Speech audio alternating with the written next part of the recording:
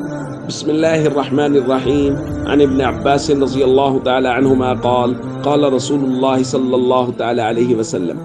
ما من أيام العمل الصالح فيهن أحب إلى الله من هذه الأيام العشر. رواہ الترمذی۔ نبی کریم صلی اللہ علیہ وسلم نے ارشاد فرمایا، ذی الحج کے 10 دنوں کے مقابلے میں دوسرے کوئی ایام ایسے نہیں جن میں نیک عمل اللہ کو ان 10 دنوں سے زیادہ محبوب ہو۔ صحابہ کرام نے عرض کیا، یا رسول اللہ ولل جہاد فی سبیل اللہ، جہاد فی سبیل اللہ بھی نہیں؟ آپ صلی اللہ علیہ وسلم نے فرمایا ولل جہاد فی سبیل اللہ، جہاد فی سبیل اللہ بھی نہیں، الا رجل خرج بنفسه وماله فلم يرجع من ذلك بشيء، ہاں وہ شخص جو اپنا مال جان لے کے جہاد میں نکل گیا اور اس میں سے کچھ بھی واپس لے کے نہیں لوٹا، یعنی وہ خود بھی وہاں شہید ہو گیا، اس کا مال بھی وہاں رہ گیا، بس یہ ایک شخص ہے جس کا عمل غیر ذی الحج میں بھی اللہ کو بہت زیادہ پسند